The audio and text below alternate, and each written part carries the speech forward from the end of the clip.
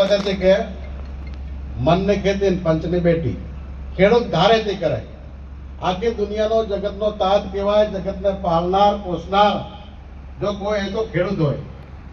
જૂના જમાનાની વાત કરીએ કે આપણે પહેલા આપણે બાપ દાદાની ખેતી કરતા હતા, હોળ હાંકતા હતા, પગોળ જોડતા હતા નાગરના, અને કુકડા બોલે. હવે તો કુકડા એ બોલતા નથી, કોઈ ઉઠતો એ નથી. 4 સાડા 4 વાગે આપણે મા બહેનો ઘંટીએ દળ્યા પછી લાકડા લેવા જાય. લાકડા લઈને ડુંગરામાંથી આવે એટલે પછી ઘરે વાસેતું પાણી કરે, પાણી ભરવા જાય, બેડે બેડે પાણી લાવે, અને ખેડૂત ખેતી કરતો હતો. આધુનિક ખેતી નહોતી, ચીલા ચાલુ ખેતી, કોટીમાંના દાણા, મકાઈ ને ડાંગર એ આપણી ઓરણી, કોદરા, કાળી ડાંગર. આવી રીતે સમય જતા જતા આપણે કોઈ સુવિધા નહોતી, કોઈ રાસાયણિક ખાતરો નહોતા, કોઈ સમજ પણ નહોતી. ફક્ત આપણા ગ્રામ સેવક છે આપણા ગામમાં આવે અને ખેડૂતને કહે કે આ ખેતી કરવાની. ખેડૂતોને એવું મગજમાં હતું કે આપણે તો આ બધું ક્યાં કરીએ. હળ હાંકવાનું, માથે માથે તગારાથી ગાર નાખીને આપણે ચાયડા બાપ દાદા બાંધતા હતા.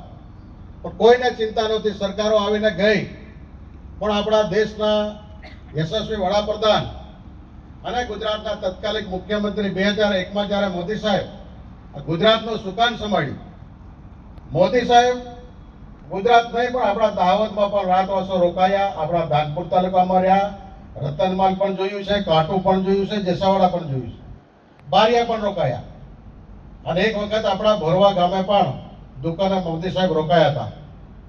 આવી રીતે આપણા વિસ્તારમાં જોયું કે આપણો ખેડૂત બિચારાનો બાપડો, હોશિયારો, અને તે વખતે સહકારો પૈસા લાવીએ એટલે દોડિયા 4 મહિના દોડા, અને 2 અહીંયા 3 મહિના એટલે 1000ના લગભગ 3000 રૂપિયા 8 મહિનામાં થઈ જતા હતા.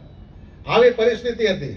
ત્યારે આ ખેડૂતની વેદના સાંભળીને આપણા મુખ્યમંત્રી મોદી સાહેબ તે વખતે ગુજરાતમાં ચિંતા કે મારે સર્વાંગી વિકાસ કરવો હોય તો જગતનો તાત કહેવાય, ધરતીપુત્રી કહેવાય, પાલનહાર જો હોય તો ખેડૂતને બેઠો કરવા માટે કંઈક મારે કરવું જોઈએ. આવો વિચાર મોદી સાહેબને પહેલો આવ્યો કે મારા ખેડૂતોને ગામડામાં રહેતો ખેડૂત પોતે ખેતી કરી શકે, પગભર થાય, આત્મનિર્ભર બને, અને ખેડૂતોની આવક બમણી થાય, એને ચીલાચાલુ ખેતીમાંથી બહાર લાવો છે. એટલે એવી હમણાં ટીડીઓ સાહેબ કહેતા હતા કૃષિ મહોત્સવો શરૂ કર્યા. મિત્રો 2005ની અંદર હું પણ તાલુકા પંચાયતનો પ્રમુખ હતો, ત્યારે ગામે ગામ કૃષિ રથ કર્યા. અખાત્રીનો દિવસ, ખેડૂતનો દિવસ, ખેડૂતનું 9 વર્ષ એટલે અખાત્રી. અખાત્રીના દિવસે આપણે હળ અને ધોસરીની પૂજા કરી, ગામે ગામ ધમધમતા તાપમાં. હમણાં કૃષિ વૈજ્ઞાનિક સાહેબ વાત કરતા હતા, એવા કૃષિ વૈજ્ઞાનિકો આવ્યા અને ગામે ગામ અખાત્રીના દિવસે શરૂ કરી, કૃષિ મહોત્સવ કર્યા. અધિકારીઓ, આઈએસ અધિકારીઓ, કલેક્ટરો, મંત્રીઓ, ધારાસભ્યો, સાંસદો, સચિવો, મુખ્યમંત્રી બધા દરેક ગામમાં ગયા અને આવું શિક્ષણ આપ્યું કે ખેડૂત આગળ આવે.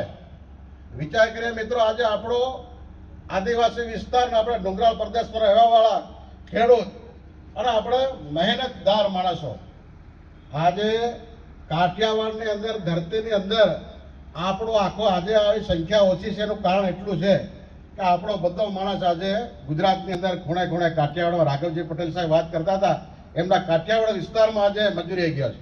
ત્યાં તનતોડ મહેનત કરે, કપાસ પકવે, મગફળી પકવે. આપણે તમે સાંભળજો, વાત કરે કે કેટલા વીઘાની ખેતી તો કરે, 50 વીઘામાં મગફળી, 35 વીઘામાં કપાસ. આવું બધું આપણો પણ ખેડૂત વગર તાલીમે વૈજ્ઞાનિક પદ્ધતિ શીખી રહ્યો છે, અને એ શીખીને આવશે ત્યારે આપણા ગામની અંદર પણ ખેતી કરતો થશે. ત્યારે 2005થી શરૂ કરેલી યાત્રાની અંદર ખેડૂતોને કપાસ વિશે કે ભાઈ રોકડિયા પાક તરફ વળો, મકાઈ ડાંગરનો ભાવ શું, રોકડીઓ પાક કરો ને બમણી આવક લો. એટલે કૃષિ વૈજ્ઞાનિક કીધું ભાઈ કપાસ કરતા હતા. તે વખતે આપણા વિસ્તારમાં ખાલી તુવરો કરતા, પણ આજે આનંદ છે, મને કહેતા ગૌરવ થાય છે કે આજે આપણો તાલુકો 25 વર્ષનો થયો, ત્યારે આપણા તાલુકાની અંદર પણ ખેડૂતો કપાસની ખેતી કરતા થયા. મગફળી તો હજુ ઘણા ઘટા ખેડૂતો કરે છે, પણ કરવી જોઈએ. બાગાયત ખેતી પણ કરતા થયા છે, આંબાવાળી, ચીકુની, ફળઝાડવાળી. આવું પણ આપણી રાજ્ય સરકાર આપણા માટે ઘણા બધા કામો કરી રહી છે. અને હમણાં જ વાત કરી કે પ્રાકૃતિક ખેતી, મુખ્યમંત્રી સાહેબે પણ કીધું છે, આપણે સૌ સાંભળ્યું છે, પ્રાકૃતિક ખેતી કેમ કરવી. કે માણસ દિવસે ને દિવસે આયુષ્ય ઘટતું જાય, બીમાર પડતો જાય છે. આપણી જમીન બંજર થઈ ગઈ, એને પણ આપણી જમીનના પોષક તત્વો ઘટવી રહ્યા. ખાતર નાખે રાસાયણિક ખાતર, દવા છાંટે આપણી જમીન બગડી ગઈ છે. માણસ જ્યારે બીમાર પડે, ડોક્ટર કન થાય ત્યારે ખબર પડે કે આને આ રોગ છે. તો જમીન બીમાર પડે તેને કોણ સુધારે, એની કોણ દવા કરે? એટલે આપણી સરકારે, મોદી સાહેબે પણ એના માટે જમીનના નમૂના લઈને આપણે ખેડૂત માટે આ પણ કર્યું છે કે આ ખેતીમાં, આ જમીનમાં કયો પાક લઈ શકાય, એના પણ આપણે જમીનનું ટેસ્ટિંગ પણ થાય છે. એટલે એના માટે પ્રાકૃતિક ખેતી કરતા કે આપણી જમીન બગડી ગઈ દિવસે ને દિવસે, એના માટે કે આપણે પ્રાકૃતિક ખેતી એટલે કઈ, એનો કઈ શબ્દ છે પ્રાકૃતિક. પ્રાકૃતિક એટલે જૂના જમાનામાં કરતા આવતા આપણે બાપ દાદા ચાણિયાની ખેતી કરતા, ચાણિયું ખાતર આપણે મા બહેનો આપણે ખાતર ખબાડામાં નાખતા અને એની ખેતી કરતા હતા. ખાતર રાસાયણિક હતું જ નહીં, એની સંશોધન થયું જ નહોતું. ત્યારે આજે એ પ્રમાણે ખેતી કરતા હતા અને સુંદર જીવન જીવતા હતા. ભલે ઓછું પાકે પણ ખાવાનું શુદ્ધ, દહીં, દૂધ, ભેંસો હોય, દૂધ હોય, દહીં હોય, ખાવાનો મકાઈની ભેળ કે છાશ કે દહીં, એવું બાપેલો ખોરાક ખાઈને આપણા ખેડૂતો, આપણા બાપ દાદાઓ વર્ષો સુધી જીવ્યા. કુદરતી ફળ ફળાવ ખાતા, જાંબા ખાતા, ખજૂર ખાતા, આવી બધી ઘણી વાતો મિત્રો તમે છો એટલે હું કહેવા માંગુ, આપણા બાપ દાદાઓ આવું બધું કરતા હતા. આજના જમાનાના છોકરાને 20-25 વર્ષના કીધો કે ભાઈ ભેળકી કોઈ બેનને રાંધતા આવડે, કોઈ ના આવડતી. આવું ખાતા જ નથી બાપેલો ખોરાક. અને શું ખાય છે કે બર્ગર ને પિઝા આવું ખાય, પણ ભેડકુન દાળ ખાઈ લો ને વાંધો શું આવે આપણો બાપેલો ખોરાક. એટલે આવું કરતા કરતા આપણા મુખ્યમંત્રી સાહેબે, આપણા યશસ્વી વડાપ્રધાન સાહેબે કે આવા ખેડૂતો પોતાની જમીનમાં જો પ્રાકૃતિક ખેતી કરશે અને બરછટના, ગઈ સાલ આપણે મિલેટ્સ એટલે જાડા ધાન, બંટો, બાજરી, બાવટો આવું પહેલા તો આવું ખાતા હતા. આજે કોઈ જુવાર કે બાજરી કે કાળી ડાંગરનો રોટલો કે કોઈ ખાતા નથી, કોઈ ઓળખતા નથી.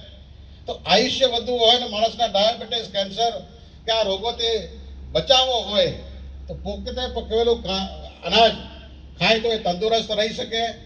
આજે તમે જોવો કે બધું બનાવટી, આજે જીરું પણ બનાવટી થઈ ગઈ, વલિયારી થઈ ગઈ, આવા અનેક મસાલાઓ પણ આપણે બનાવટી થયા. ત્યારે ખેડૂત, મને લાગે કે આપણે ચા એટલું પકવી શકતા નથી, મરી કદાચ નહીં પકવી શકીએ.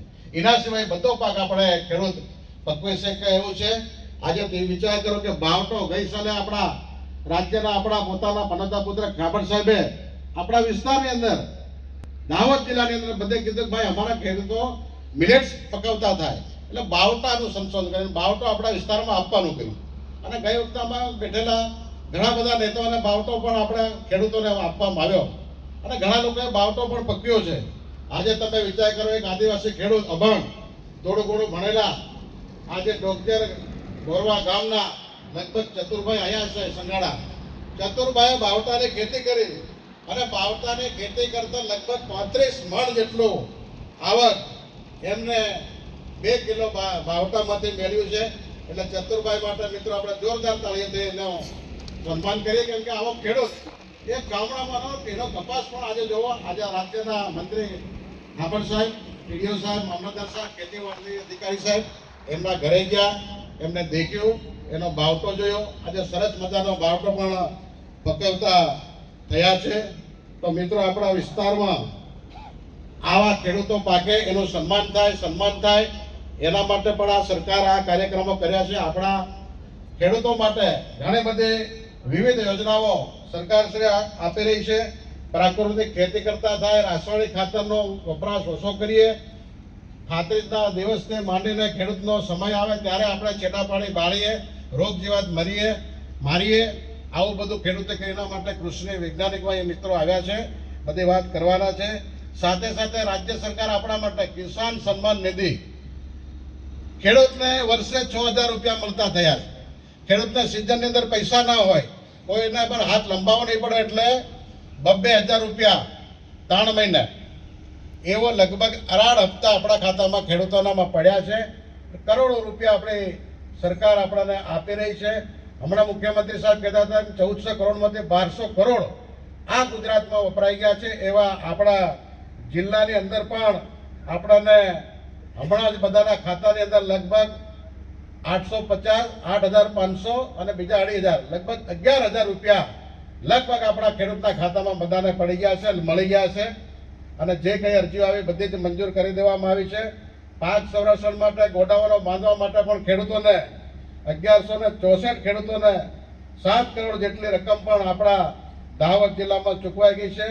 દાહોદ જિલ્લામાં 10 વર્ષમાં વિવિધ યોજનાઓ 10,27,460 ખેડૂતોને 900 કરોડની સહાય પણ ચૂકવવામાં આવી છે. સિંચાઈ માટે પણ આપણી સરકાર ઘણા બધા પ્રયત્નો કરી છે. આજે નર્મદાનું પાણી છેક કચ્છને કાઠિયાવાડ સુધી પહોંચ્યું છે. ત્યારે આપણા દાહોદ જિલ્લા માટે આપણા માન્ય મંત્રી કાબડ સાહેબ અને આપણા સાંસદ બાબર સાહેબે પ્રયત્નો કરીને આપણા માટે પાઇપલાઇન મંજૂર કરાવી છે. એને લગભગ 2 વર્ષમાં આપણા ધાનપુર તાલુકાના ગામે ગામ ખેતરે ખેતરે સુધી પાણી સિંચાઈનું પાણી લાવવાની યોજના આપણે મંજૂર કરાવી છે. લગભગ અહીંયા હાલોલ કાલોલથી કેનાલ જાય છે, ત્યાંથી પાઇપલાઇન કરીને દાહોદ જિલ્લાને લાવીને પાટા ડુંગરી હોય, કડાણા ડેમ હોય અને માછણ હોય, આપણું કબૂતરે અદલવાડા ડેમ હોય, અહીંયા ઉપરના ડેમો હોય, પાનમ નદીમાં વહેતું કરીને ખેડૂતના ખેતર સુધી લિફ્ટ ઇરિગેશન કરીને આ યોજના પહોંચાડવા માટે સરકાર પ્રયત્નો કરી રહી છે. અને અત્યાર સુધી આપણા જિલ્લાની અંદર 9,238 ખેડૂતોને 10 કરોડ જેટલી રકમ પણ આવી છે. ખેડૂતો પોતે પકવેલું અનાજ હોય, શાકભાજી હોય, પોતે દુકાને લઈ જઈ શકે, વેચી શકે, કોઈ સાધનની જરૂર ના પડે એના માટે પરિવહન યોજના ટેમ્પા ટેક્સી પણ સરકાર આપી રહી છે. એના માટે પણ 210 ખેડૂતોને 2 કરોડ રૂપિયા જેટલી પણ રકમ આવી છે. ટ્રાયબલ સપ્લાનમાંથી પણ આપણાને ઉનાળામાં શિયાળામાં ખેતરો માટે ઘણા બધા આપણને કૃષિ કીટો પણ આપવામાં આવ્યા છે. એટલે મિત્રો આ પ્રસંગે મારે વધુ ન કહેતા પણ આપણે પશુપાલન પણ સાથે કરતા રહીએ. ખેડૂતો છે એટલે આપણે ખેતી સાથે પશુપાલન હોવું જરૂરી છે.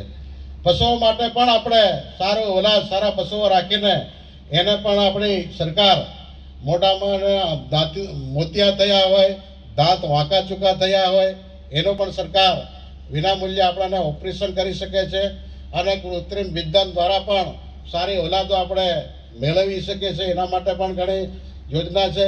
ડેરી વિભાગમાં પણ આપણે દૂધ ભરીને મહત્તમ રકમ મેળવી શકીએ છીએ. એટલે મિત્રો આપણે બાગાયતી ખેતી પણ કરવી જોઈએ. એના તરફ ઓછી જમીનમાં વધુ આવક મળે એવા આપણે રોકડિયા પાક તરફ વળતા થઈએ. એના માટે આ મિત્રો આ શિબિર અને આ કાર્યક્રમ રાખવામાં આવ્યો છે. એટલે બધા મિત્રો આને રોકડિયા પાક તરફ બાગાયત કરે, ફળ ઝાડ વેલાવાળા શાકભાજી પણ કરી શકે. મિત્રો અમારા ગામમાં એક ખેડૂત છે, 5,000 મરચી આજે આ વખતે રોપી છે અને ખેડૂત લગભગ મરચી મોટી થાય એટલે એને આપણે જોઈશું. એટલે એવો પણ ખેડૂતો છે કે આજે આવી ખેતી કરતા થયા છે. ત્યારે મિત્રો આપણે સૌ આટલી મોટી સંખ્યા ઉપસ્થિત છે ત્યારે આપણે સૌ પ્રાકૃતિક ખેતી કરીએ અને તંદુરસ્ત જીવન જીવવા માટે આપણે મિલેટ એટલે જાડા ધાન પણ ભૂલી ગયા છે, જે ભૂલાઈ ગયું છે એને પણ ફરીથી શરૂ કરીએ. એના માટે આપણે રાજ્ય સરકાર કટિબદ્ધ છે. એટલે મિત્રો આજે સૌ અહીંયા ઉપસ્થિત ત્યારે માતાઓ બહેનો બધા તંદુરસ્ત રહે અને ખેડૂત આગળ આવે એવી સરકારની ઘણી બધી યોજનાઓ છે. અને હવે તો બધી ઓનલાઈન વસ્તુ છે, મને મળતું નથી એવું પણ આપણે ઓનલાઈન થતી હોય. ખેતીવાડી અધિકાર મેળા સાહેબ વારંવાર ગ્રામ સેવક દ્વારા આપણને જાહેરાત કરવામાં આવે છે. હવે કાગળ ઉપર કંઈ જ થતું નથી. સહાય લેવી તો ઓનલાઈન, મશીન લેવું હોય, મોટર લેવી હોય, પાઇપ લેવાના હોય, ગોડાઉન બનાવવાનું હોય કે ગાયના પૈસા લેવા હોય, 1 વર્ષમાં 10,000 ને 500 રૂપિયા ગાયના પણ મળે છે. પણ એના માટે આપણે ઓનલાઈન કરવું પડે. ખેતીના ઓજારો હોય, બિયારણ હોય, શાકભાજી હોય, બધું જ ઓનલાઈન છે મિત્રો. ત્યારે બધા ખૂબ સરકારનો મોટા પ્રમાણે લાભ લો અને આગળ આવો એવી વાત સાથે મારી વાત પૂરી કરું છું. ભારત માતા કી જય. વંદે માતરમ.